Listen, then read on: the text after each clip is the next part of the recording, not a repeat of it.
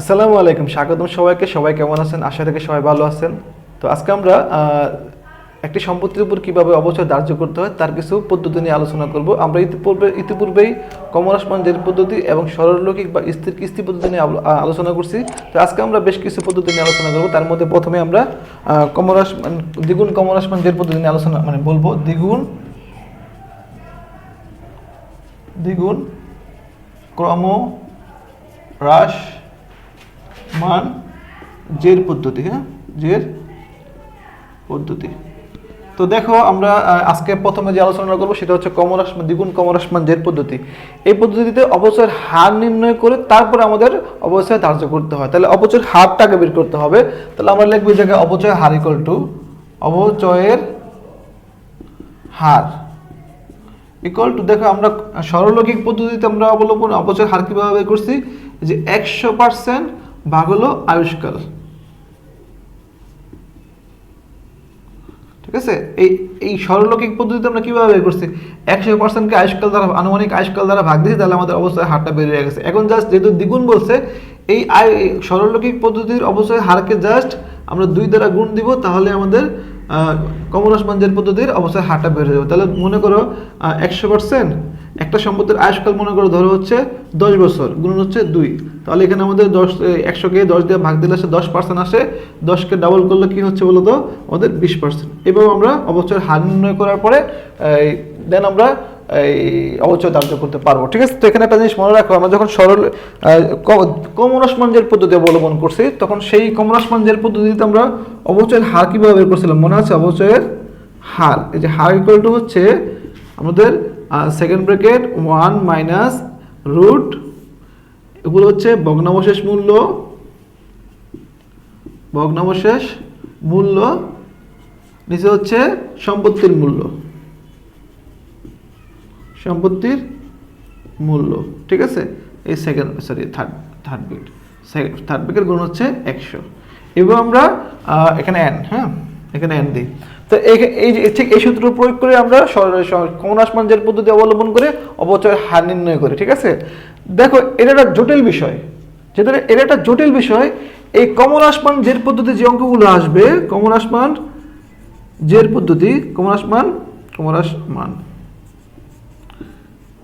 পদ্ধতি যে ম্যাথগুলো আসবে, সেই ম্যাথগুলোকে আমরা এই পদ্ধতি অবলম্বন করে অবচয়ের হার নির্ণয় করবো। ঠিক আছে, অর্থাৎ এই সূত্রটা আমরা প্রয়োগ করবো। যেহেতু এটা একটা জটিল বিষয়, তাই আমরা কমন আসমান জের পদ্ধতির অঙ্কগুলোকে আমরা দ্বিগুণ কমন আসমান জের পদ্ধতি অবলম্বন করে অবচয় ধার্য করতে পারবো, কোনো সমস্যা হবে না। ঠিক আছে, তা বুঝতে পারছো? আমরা তাহলে এইভাবে আমরা অবচয়ের হার বের করবো। তারপর আমরা কি বললাম, যে যেহেতু আমরা এই কমন আসমান জের পদ্ধতিতে অবচয় নির্ধারণ করা একটা জটিল বিষয়, সেজন্য আমরা কি করবো, কমন আসমান জের পদ্ধতির অঙ্কগুলোকে আমরা দ্বিগুণ কমন আসমান জের পদ্ধতি প্রয়োগ করে সলিউশন করবো। ঠিক আছে, কোনো সমস্যা হবে না। এখন আমরা পরবর্তী আরেকটা টপিক নিয়ে আলোচনা করবো, সেটা হচ্ছে ধরো আমি এটা বুঝলাম, তো দ্বিগুণ কমন আসমান জের পদ্ধতিতে কীভাবে আমাদের অবশ্যই ধার্য করতে হয় তো সেটা তো বুঝছো। যেমন ধরো আমরা এখানে একটা সম্পত্তি এখানে মূল্য ধরলাম, মনে করো একটা সম্পত্তির মূল্য হচ্ছে 1 লাখ টাকা। এই 1 লাখ টাকার উপরে 20% আমরা দিলে আমাদের 20,000 টাকা আসবে।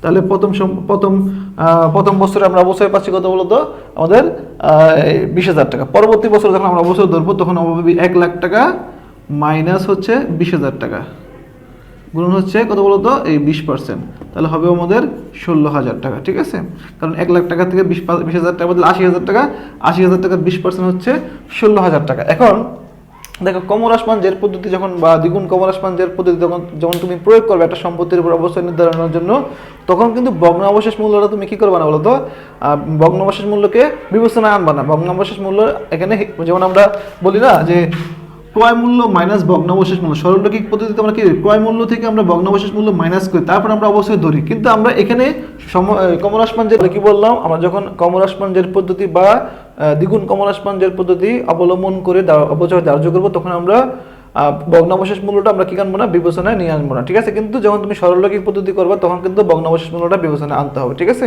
তাহলে আমরা পরবর্তী টপিকসে যাই। তাহলে শিক্ষার্থীরা, আমরা এখন পরবর্তীতে আরেকটা পদ্ধতি নিয়ে আমরা আলোচনা করি, সেটা হচ্ছে উৎপাদন একক পদ্ধতি। উৎপাদন একক পদ্ধতি। ঠিক আছে, আচ্ছা, এই পদ্ধতিতে অবচয় নির্ণয় করতে হয় এইভাবে, অবচয় ইকুয়াল টু অবচয় যোগ্য মূল্য, অবচয় যোগ্য মূল্য, নিচে হচ্ছে মোট উৎপাদন আর নিচে হচ্ছে উপগুণন হচ্ছে প্রতি বছরের উৎপাদন। ঠিক আছে। আচ্ছা, তাহলে এখানে একটা জিনিস লক্ষ্য রাখো যে অবচয় যোগ্য মূল্য বলতে আমরা যখন এই ক্রয় মূল্য থেকে, সম্পত্তির ক্রয় মূল্য থেকে যখন আমরা ভগ্নাবশেষ মূল্য মাইনাস করি, তখন যে মূল্যটা পাওয়া যায়, যে ভ্যালুটা পাওয়া যায়, সেটা হচ্ছে আসলে অবচয়যোগ্য মূল্য। পরীক্ষা ক নম্বর অনেক সময় আসে যে তুমি অবচয়যোগ্য মূল্য নির্ণয় করো, তাহলে ক্রয় মূল্য থেকে ভগ্নাবশেষ মূল্য মাইনাস করে আমরা অবচয়যোগ্য মূল্য পাচ্ছি। তুমি যদি এখানে এই জায়গাটা যদি অবচয়যোগ্য মূল্য না লেখা, যদি তুমি ক্রয় মূল্য মাইনাস ভগ্নাবশেষ মূল্য লেখো, তাও হবে। ঠিক আছে। যেমন আমরা এইভাবে আমরা কিভাবে অবচয় বের করবো দেখাচ্ছি। যেমন ধরো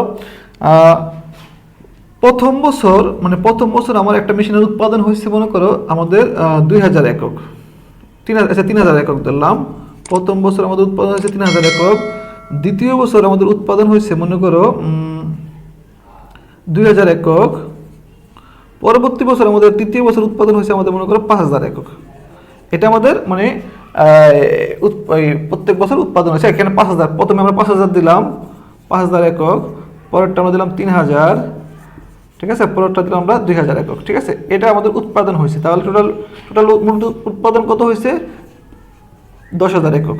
তাহলে আমাদের মোট উৎপাদন 3 বছরের মোট উৎপাদন হবে 10,000 একক। এখন এটা আনুমানিক ধরলাম আমরা। তাহলে এখন মনে করি একটা সম্পত্তির অবচয়যোগ্য মূল্য পাইলাম আমরা 50,000 টাকা। 50,000 টাকা, অর্থাৎ ক্রয় মূল্য ছিল মনে করো 55,000 টাকা। এখান থেকে ভগ্নাবশেষ মূল্য মনে করো 5,000 টাকা। তাহলে বাদ দিলে আমাদের অবচয়যোগ্য মূল্য পেলাম আমরা 50,000 টাকা। আর মোট উৎপাদন করতেছে কত? 10,000 একক। ঠিক আছে। 10,000 একক গুণন হচ্ছে প্রতি বছরের উৎপাদন। প্রথম বছর উৎপাদন কত হয়েছে? 5,000। তাহলে আমরা এখানে দিলাম 5,000 টাকা। ঠিক আছে। তাহলে আমাদের 3টা শূন্য কাটা, 3টা শূন্য কাটা। ঠিক আছে। এটা শূন্য কাটা, একটা শূন্য। তাহলে প্রথম বছর আমরা অবশ্যই পাচ্ছি হচ্ছে 5,000 একক, 5,000 টাকা। ঠিক আছে। 5,000 টাকা পাচ্ছি। আমার দ্বিতীয় বছর যখন আমরা করবো, দ্বিতীয় বছর মনে করো আমরা অবচয়যোগ্য মূল্য পাইছি 50,000। ঠিক আছে। ভাগ হলো মোট উৎপাদন কত? 10,000 গুণন দ্বিতীয় বছরের আমাদের মোট কত টাকা উৎপাদন, কত একক উৎপাদন হয়? আমাদের 3000 একক উৎপাদন হয়। ঠিক আছে। তাহলে এটা কাটা আমি কাটাকাটি করে দেখাচ্ছি। তারপরে এটা কাটা। ঠিক আছে। এখানে বলেছে 5,000 আর 5 গুণ দিলে 15,000, 5 5 25,000 টাকা। এখানে 25,000 টাকা হবে। ঠিক আছে। তাহলে এখানে 5,000 আর 5 5 25,000। এখানে আমাদের হচ্ছে যেমন 5,000 টাকা পাইছি, এখানে আর 3 এর সাথে গুণ দিলে আমাদের 3 5 15,000 টাকা। ঠিক আছে। বুঝতে পারছো? তাহলে আমরা তৃতীয় বছর যখন আমরা ধরবো, তাহলে তৃতীয় বছর যখন আমরা অবচয়যোগ্য মূল্য পাচ্ছি 50,000 টাকা। ঠিক আছে। তারপরে আমাদের মোট উৎপাদন হচ্ছে 10,000 একক। 10,000 একক গুণ হচ্ছে তৃতীয় বছর আমাদের কত টাকা উৎপাদন হয়েছে, কত একক উৎপাদন হয়েছে? 2,000 একক। তাহলে এখানে আমরা দেবো 2,000 একক। ঠিক আছে। তাহলে 2,000 কাটা আমাদের আসতেছে, এখানে শূন্য কাটা।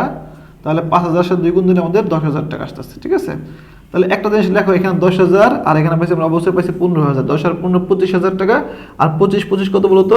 50,000 টাকা। তাহলে আমাদের মোট সম্পত্তির মূল্য ছিল কত? 50,000 টাকা ছিল। এটা আমাদের ক্লোজ হয়ে গেছে। এখন সর্বশেষে কত টাকা ছিল? মোট ক্রয় মূল্য ছিল 55,000 টাকা। সর্বশেষে দেখা যায় কি 50,000 টাকা, এই 55,000 টাকা থেকে 50,000 টাকা বাদ দিলে এই ভগ্নাবশেষ মূল্যটা আমাদের রয়ে যায়। এই ভগ্নাবশেষ মূল্য মানে হচ্ছে আমরা এই মেয়াদ শেষে এই মেশিনটা আমরা এই 5,000 টাকায় বিক্রি করতে পারবো। ঠিক আছে। এটাকে বলা হয় ভগ্নাবশেষ মূল্য। ঠিক আছে। আর এই ভগ্নাবশেষ মূল্য তো আমরা জানি যে মানে মেয়াদ শেষে বিক্রয় মূল্য। আর এই যে এই পদ্ধতিটা, অর্থাৎ আমাদের উৎপাদন একক পদ্ধতিটা কোন কোন কোন মেশিনে, অর্থাৎ কোন কোন যন্ত্রপাতিতে আমরা প্রয়োগ করা হবে, যেমন ধরো ফটোকপি মেশিন, তারপরে তোমার প্রিন্টিং মেশিন, এই ধরনের যে মেশিনগুলো আছে, এই মেশিনগুলোতে আমরা এই উৎপাদন একক পদ্ধতি আমরা অবশ্যই ধার্যের জন্য প্রয়োগ করব। ঠিক আছে। এখন এটা তো বুঝতে পারছো, আশা রাখি উৎপাদন একক পদ্ধতি বুঝতে পারছো। পরবর্তীতে আমরা আরেকটা পদ্ধতি আমরা এখন দেখবো। ঠিক আছে। তাহলে সেক্ষেত্রে আমরা এখন বর্ষ সংখ্যার সমষ্টি পদ্ধতি নিয়ে আলোচনা করব। বর্ষ সংখ্যার সমষ্টি পদ্ধতি। হ্যাঁ। আচ্ছা, মনে করো তুমি একটা সম্পত্তি কিনছো, সেই সম্পত্তির মেয়াদকাল হচ্ছে 4 বছর। যেমন 1 2 3 4, অর্থাৎ 4 বছর তুমি ব্যবহার করতে পারবা। ঠিক আছে। তো 4 বছর তুমি ব্যবহার করতে পারবা সম্পত্তিটা। এখন এইটার অবশ্যই তুমি কিভাবে বের করবা, এই এই পদ্ধতিতে তুমি কিভাবে অবশ্যই বের করবা। একটা সম্পত্তির মেয়াদ থাকতে পারে 10 বছর, থাকতে পারে 5 বছর, থাকতে পারে যে মেয়াদে থাকুক না কেন। তাহলে আমরা এই সম্পত্তিটা কিভাবে বের করবো দেখো, যেমন ধরো অবচয় ইকুয়াল টু সমান সমান অবচয়যোগ্য মূল্য। অবচয়যোগ্য মূল্য তো কি বলছি একটু আগে তোমাদের বলছি, অবচয়যোগ্য মূল্য, অবচয়যোগ্য মূল্য গুণন হচ্ছে, দেখো তো এখানে আমাদের যোগ করলে কত হচ্ছে, 1 আর 2 3 3 3 6 6 আর 4 কত আমরা পাচ্ছি 10 পাচ্ছি, ঠিক আছে। তাহলে 10 পাচ্ছি আমরা, এই যে সর্বমোট যে পাচ্ছি 10, আর এই সর্বমোট বছরটা হচ্ছে 10, আর আমরা টোটাল বড় বছর প্রথমে কত আছে 4, এই 4টা এখানে দেবো, ঠিক আছে। অর্থাৎ তারপরে আমরা দেখো যেমন অবচয়যোগ্য মূল্য মনে করো 50,000 টাকা, সাপোজ ধরো অবচয়যোগ্য মূল্য 50,000, আর এখানে আছে 10, উপরে হচ্ছে 4, তাহলে এটা দিয়ে ভাগ দিলে কত হয় 5, তাহলে 5,000 হচ্ছে। 5,000কে আমরা যদি 4 দিয়ে গুণ দিই তাহলে আমাদের 20,000 টাকা অবশ্যই বের হচ্ছে, ঠিক আছে। দ্বিতীয় বছর দেখো যদি এরকম হয়, দ্বিতীয় বছরের অবশ্যই, অর্থাৎ এটা প্রথম বছরের অবশ্যই, দ্বিতীয় বছরের অবশ্যই ইকুয়াল টু হবে, দেখো আবার অবচয়যোগ্য মূল্য 50,000 টাকা, 50,000 নিচে লাগলো 10, ঠিক আছে, উপরে পরেরটা চলে আসবে 3, তাহলে এখানে আমরা পাচ্ছি কত হচ্ছে আমাদের 5,000 টাকা, 5,000 হচ্ছে, 5,000 সাথে 3 গুণ দিলে আমাদের 15,000 টাকা হচ্ছে, ঠিক আছে। তারপর আমরা ঠিক পরবর্তীতে আমরা যখন আবার পরবর্তী বছরে যাবো, আবার 50,000, ঠিক আছে, গুণ হচ্ছে নিচে 10, উপরে হচ্ছে কত বলতো এই 2 চলে আসবে, তাহলে আমাদের আসতেছে কত বলতো 10,000 টাকা। এইভাবে আমরা এই বর্ষ সংখ্যা সমষ্টি পদ্ধতি অবলম্বন করে একটা সম্পত্তির উপর অবস্থান নির্ধারণ করতে পারি, ঠিক আছে। তাহলে প্রিয় শিক্ষার্থী, তোমরা আসলে কি এটা বুঝতে পারছো ওই বর্ষ সংখ্যা সমষ্টি পদ্ধতি অবলম্বন কিভাবে আমাদের অবস্থায় ধার্য করতে হয়। তো দেখো আমরা এই অবশ্যই ধার্য পদ্ধতি অবশ্যই কিভাবে ধার্য করতে হয় একটা সম্পত্তির উপর সেগুলো শিখলাম, কিন্তু আমরা সিকিউর জন্য শিখবো মাত্র কমরাসমানজেট পদ্ধতি এবং সরলরৈখিক পদ্ধতি, ঠিক আছে। আর অন্যগুলো শিখবো হচ্ছে এমসিকিউর জন্য। আমাদের যখন এমসিকিউতে আসবে তখন আমাদের বেশিরভাগ এইগুলো এই পদ্ধতিগুলো থেকে এমসিকিউ আসে, কিন্তু আমাদের যখন সিকিউ হয় তখন কিন্তু আমরা সরলরৈখিক এবং কমরাসমানজেট পদ্ধতিটাই আসে, ঠিক আছে। তো আমরা অবশ্যই কিভাবে ধার্য করতে হয় তা দেখলাম, পরবর্তীতে আমরা কিভাবে অবশ্যই জাবাদা দিতে হবে সেটা দেখবো, ঠিক আছে। তাহলে শিক্ষার্থী আমরা এখন একটি অবচয় সংক্রান্ত যে জাবাদাগুলো আছে, অর্থাৎ এই চ্যাপ্টারে অবচয় সংক্রান্ত যে জাবাদাগুলো আছে সেই জাবাদাগুলো আমরা দেখবো কিভাবে করতে হয়। তো দেখো আমরা এখানে একটা প্রথমে যে হিসাবটা লিখছি, দেখো সম্পত্তি ক্রয় করা হলে, যখন সম্পত্তি ক্রয় করা হয় তখন জাবাদা দিতে হয় যে সম্পত্তিটা তুমি ক্রয় করবা সেই সম্পত্তিটা ডেবিট, ঠিক আছে। যে সম্পত্তিটা তুমি যেই সম্পত্তি ক্রয় করবা সেই সম্পত্তিটা কি হবে, সম্পত্তি হিসাব হবে ডেবিট, সম্পত্তি হিসাব ডেবিট, ঠিক আছে, ডেবিট। আর ক্রেডিট কি হবে, ক্রেডিট 3টা জিনিস হতে পারে, একটা নগদান, ব্যাংক, অথবা আমাদের প্রদেয় হিসাব বা পাওনাদার হিসাব। তুমি যখন নগদের সম্পত্তিটা কিনবা তখন তুমি এখানে নগদান হিসাব লিখবা ক্রেডিট পাশে, আর তুমি যখন ব্যাংকের মাধ্যমে কিনবা, চেকের মাধ্যমে কিনবা, তখন তুমি ব্যাংক হিসাবটা লিখবা। আর যখন তুমি বাকিতে সম্পত্তিটা ক্রয় করবা তখন তুমি ক্রেডিট পাশে প্রদেয় হিসাব লিখবা বা পাওনাদার হিসাব লিখবা। তবে এখন নগদান না লিখে আমরা ব্যাংক লেখাটা ভালো, কারণ সবগুলো সম্পত্তি আসলে চেকে ক্রয় করা হয়, তাই না। তো আমরা এখানে লিখবো সম্পত্তি হিসাব ডেবিট, অথবা ক্রেডিট কি হবে, সম্পত্তি হিসাব ডেবিট, তারপরে ক্রেডিট পাশে হবে হয়তো নগদান হবে, না হলে ব্যাংক হবে, না হলে আমাদের প্রদেয় হিসাব হবে। তাহলে কখন কোনটা হবে, প্রদেয় হিসাব আমাদের ক্রেডিট হবে, ঠিক আছে।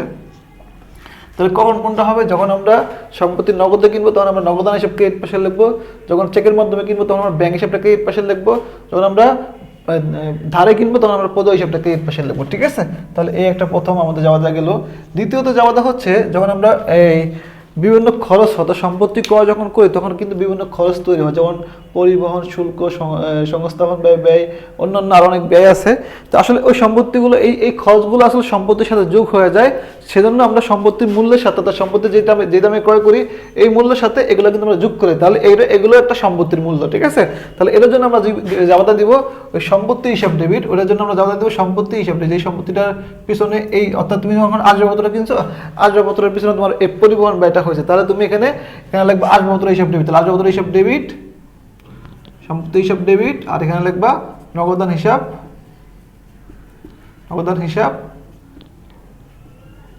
ক্রেডিট, এটা হচ্ছে ডেবিট, এটা হচ্ছে ক্রেডিট। তাহলে আমরা এটা একটা বন্ধ করে দিলাম। দ্বিতীয়ত যে জাবাদাটা আছে সেটা হচ্ছে অবচয় যখন ধার্য করি আমরা, অবচয় যখন ধার্য করা হয় তখন জাবাদাটা হবে এরকম যে অবচয় হিসাব ডেবিট, অবচয় হিসাব ডেবিট, আর পুঞ্জীবিত বা অবচয় সঞ্চিতি, যেটাই লিখি না কেন, পুঞ্জীবিত বা অবচয় সঞ্চিতি হিসাব ক্রেডিট। কেউ যদি চাও যে এখানে আমি পুঞ্জীবিত অবচয় লিখবো তাও হবে, ঠিক আছে? কারণ পুঞ্জীবিত অবচয় যে কথা, অবচয় সঞ্চিতি একই কথা। তাহলে আমরা এখানে লিখবো ডেবিট, এখানে লিখবো ক্রেডিট। তাহলে এটা একটা দিয়ে বন্ধ করে দিলাম। যখন আমাদের অবচয় ধার্য করা হবে, একটা সম্পত্তির উপর অবচয় ধার্য করা হবে, তখন যাবতীয়টা কি হবে? অবচয় হিসাব ডেবিট, পুঞ্জীবিত অবচয় বা অবচয় সঞ্চিতি হিসাব ক্রেডিট, ঠিক আছে? দ্বিতীয় যে জাবাদাটা আছে, পরবর্তী যে জাবাদাটা আছে, সেটা হচ্ছে অবচয় হিসাব বন্ধ করা, বন্ধ বা আয় বিবরণীতে এই অবচয় হিসাবটা আমরা যখন স্থানান্তর করব বা এই আয় অথবা এই অবচয় হিসাবটা যখন আমরা বন্ধ করবো, তখন জাবাদা দিতে হবে কি এরকম? জাবাদা হবে এরকম যে আমাদের আয় বিবরণী বা আয় সারাংশ হিসাব ডেবিট, আয় বিবরণী যখন আমরা আয় বিবরণীতে স্থানান্তর করবো, যেহেতু এটার খরচ, অবচয় একটা খরচ, সেজন্য আমরা এটা আয় বিবরণীতে স্থানান্তর করতে হয়। অথবা এটা বন্ধ যখন করবো, আয় বিবরণী হিসাব ডেবিট আর হচ্ছে আমাদের অবচয় খরচ, অবচয় খরচ হিসাব কি বলতো? ক্রেডিট। তাহলে অবচয় খরচটা কি? এক ধরনের অদৃশ্যমান খরচ, তাই না? আমরা তো তা পূর্বে বলেছি। তার পরবর্তী যেটা হবে বহিমূল্যের সমানে বিক্রি করা হলো। অর্থাৎ দেখো, একটা সম্পত্তি আমাদের যখন অকেজ হয়ে যায় বা একটা সম্পত্তি থেকে যখন আমরা আর কোনো বেনিফিট পাচ্ছি না, ঠিক আছে, তখন আমরা এই সম্পত্তিটা কি করে দিই? বিক্রি করে দিই। এখন বিক্রি করে দিলে হয়তো লাভ হবে, না হলে ক্ষতি হবে, না হলে লাভ ক্ষতি কোনো কিছু হবে না। যখন লাভ ক্ষতি কোনো কিছু হবে না, অর্থাৎ বহিমূল্যের সমানে যখন আমরা মূল্যে বিক্রি করবো সম্পত্তিটা, তখন যাওয়াতে কি হবে? দেখো, মনে করো তুমি যদি বিক্রি করছো, তাহলে তোমার নগদান হিসাব হবে, এখানে নগদান হিসাব হবে, নগদান হিসাব ডেবিট। এখন ঠিক আছে, তো তুমি যে কয়দিন ব্যবহার করছো সম্পত্তিটা, ওই কয়দিন একটা অবচয় আছে, যাকে আমরা বলি অবচয় সঞ্চিতি বা পুঞ্জীবিত অবচয়, ঠিক আছে? যতদিন ব্যবহার করছো সেই অবচয় সঞ্চিতির মূল্যটা হবে ডেবিট, ঠিক আছে? তাহলে সমান মূল্য যেহেতু বিক্রি করছো, তাহলে লাভ ক্ষতি কোনো কিছু হয় না, তাহলে এখানে আমরা লাভ ক্ষতি কোনো কিছু লেখা যাবে না। তাহলে এই দুইটা যোগ করলে, অর্থাৎ আমাদের যখন নগদান হিসাব যে দামে বিক্রি করবো সেই দামটা এবং তুমি যতদিন ব্যবহার করছো সেই সম্পত্তিটা, এই সম্পত্তির মূল্য যেটা যোগ করলে সম্পত্তির সমান হবে। যে সম্পত্তিটা তুমি বিক্রি করবা ওই সম্পত্তি হয়ে যাবে কি বলতো? ক্রেডিট হয়ে যাবে, কারণ ওই সম্পত্তিটা তোমার কাছে আর নাই, সম্পত্তিটা কারবার থেকে কমে গেছে, তাই না? ওকে, দ্বিতীয়ত লাভে যখন সম্পত্তিটা বিক্রি করা হয়, আমরা যখন বিক্রি করি হয়তো লাভ হয়, নাহলে ক্ষতি হয়, নাহলে লাভ ক্ষতি কোনো কিছু হয় না। এখন যদি লাভে বিক্রি করা হয় তখন কি হবে?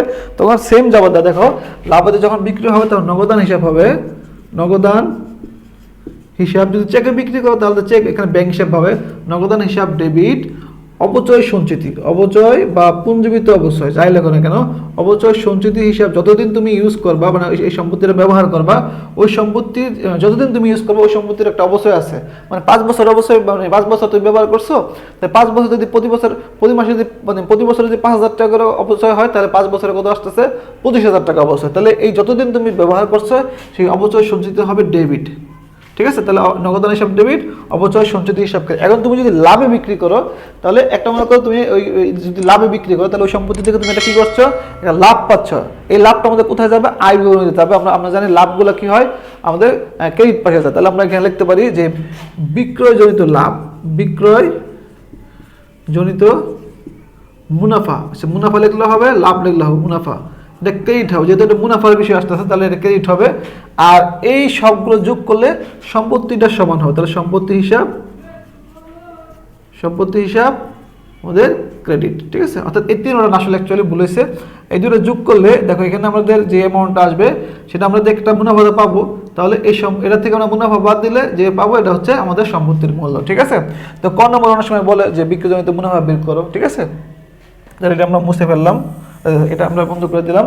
এখন আসলে দ্বিতীয়ত, ক্ষতিতে যখন বিক্রি করা হয়, অর্থাৎ সম্পত্তি যখন লাভ হইতে পারে, ক্ষতি হতে পারে, তাই না? যখন আমরা সম্পত্তি যখন ক্ষতিতে বিক্রি করা হবে, লাভ ক্ষতি যাই হোক না কেন, তোমাদের নগদান হিসাব হবে, আমাদের নগদান হিসাব হবে ডেবিট, নগদান, কারণ তুমি বিক্রি করছো সম্পত্তিটা, এখানে নগদান নামে সম্পত্তিটা বৃদ্ধি পাবে, তোমার কারবারের নগদান হিসাব ডেবিট, ঠিক আছে? এখানে আমাদের সেম ভাবে অবচয় সঞ্চিতি, যতদিন তুমি ইউজ করছো সম্পত্তিটা ততদিনের অবচয় দেখাইতে হবে, অবচয় সঞ্চিতি হিসাব ক্রেডিট, ডেবিট। হ্যাঁ, যেহেতু এখানে ক্ষতি হয়েছে, ক্ষতির ব্যাপার স্যাপার আছে, তাহলে এখানে দেখো ক্ষতি হয়েছে, যখন সম্পত্তি বিক্রি করি তখন আমাদের যদি ক্ষতি হয় তাহলে আমাদের ক্ষতিগুলো ডেবিট পাশে বসে, সকল ব্যয়গুলো ডেবিট পাশে লিখবো। তারপর আমরা লিখবো বিক্রয়জনিত ক্ষতি, এখানে লিখবো বিক্রয়জনিত ক্ষতি, যে সম্পত্তি বিক্রি করবে সেই সম্পত্তির ক্ষতি যেটা হবে এটা রেখে দেবে ডেবিট, এটা হবে ডেবিট। আর এই তিনটা যোগ করলে আমাদের কি পাওয়া যাবে? সম্পত্তির মূল্য পাওয়া যায়, সম্পত্তির সম্পত্তি হিসাব, সম্পত্তি হিসাব আমাদের যে সম্পত্তিটা বিক্রি হবে সেই সম্পত্তি হিসাব হবে আমাদের ক্রেডিট। ঠিক আছে, পরবর্তী আরো দুটো জাবাদা আছে। দেখো পরবর্তী এই দুটো জাবাদা আছে যেটা হচ্ছে দেখো লাভ বন্ধ করার জন্য। এই যে লাভটা আমাদের ক্রেডিট পাশে হয়েছে না, এই লাভটা যখন আমরা বন্ধ করে দেবো, অর্থাৎ আমাদের কত টাকা লাভ হয়েছে এটা বছর শেষে বন্ধ করে দিতে হয়। এটার জন্য জাবাদা হবে কি, এটার জন্য জাবাদা হবে হচ্ছে আমাদের বিক্রয়জনিত লাভ, বিক্রয়জনিত লাভ বা মুনাফা যাই লিখি ডেবিট, আর আয় বিবরণী হিসাব আয় বিবরণী, অর্থাৎ আমরা এটা আয় বিবরণী দিয়ে স্থানান্তর করবো, এই জন্য আমরা আয় বিবরণী লিখবো আয় বিবরণী হিসাব ক্রেডিট। ঠিক আছে, বুঝতে পারছো? তো এটা একটা বন্ধ করে দিলাম আমরা। তো এটা আমরা লাভের জাবাদা লাভ হিসাব যখন বন্ধ করবো বা লাভ হিসাব যখন আমরা আয় বিবরণী দিয়ে স্থানান্তর করবো তখন আমরা এই জাবাদাটা দিব বিক্রয় হিসাব বিক্রয়জনিত লাভ বা মুনাফা হিসাব ডেবিট, আয় বিবরণী হিসাব ক্রেডিট। আবার যখন ক্ষতি বন্ধ করার জন্য, অর্থাৎ যেই আমাদের যে সম্পত্তিটা বিক্রি করছে সম্পত্তি যখন ক্ষতি হয় এই ক্ষতির হিসাবটা আমাদের আয় বিবরণীতে স্থানান্তর করতে হয় অথবা বন্ধ করতে হয়, তখন আমরা জাবাদা দিব কীভাবে? তখন জাবাদা দিব এভাবে যে আয় বিবরণী বা আয় সারাংশ হিসাব ডেবিট, আয় বিবরণী হিসাব ডেবিট, আর হচ্ছে আমাদের বিক্রয়জনিত ক্ষতি, বিক্রয়জনিত ক্ষতি হিসাব ক্রেডিট। ঠিক আছে, তাহলে শিক্ষার্থীরা তোমরা আশা রাখি জাবাদাগুলো বুঝতে পারছো। এই অধ্যায়ে এর বাইরে কোনো জাবাদা আসে না। ঠিক আছে, তাহলে আমরা তোমরা এই জাবাদাগুলো ভালো মতন শিখবা।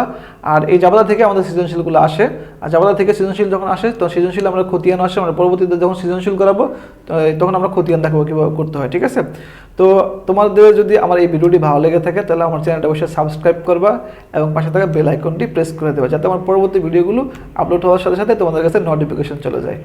আর অবশ্যই ভিডিওটি লাইক করতে ভুলবা না, এবং যদি পারো তাহলে বন্ধুদের মাঝে শেয়ার করে দেবে। আজকে পর্যন্তই, পরবর্তীতে আমরা এই অধ্যায়ে সৃজনশীল কীভাবে আসে, সৃজনশীল মানে প্রশ্নগুলো কীভাবে আসে সেগুলো দেখাবো এবং কিছু সৃজনশীল নিয়ে আলোচনা করবো। তো আজকে পর্যন্ত, আল্লাহ হাফেজ, আসসালামু আলাইকুম। পরবর্তী ভিডিও দেখার জন্য আমন্ত্রণ রইল।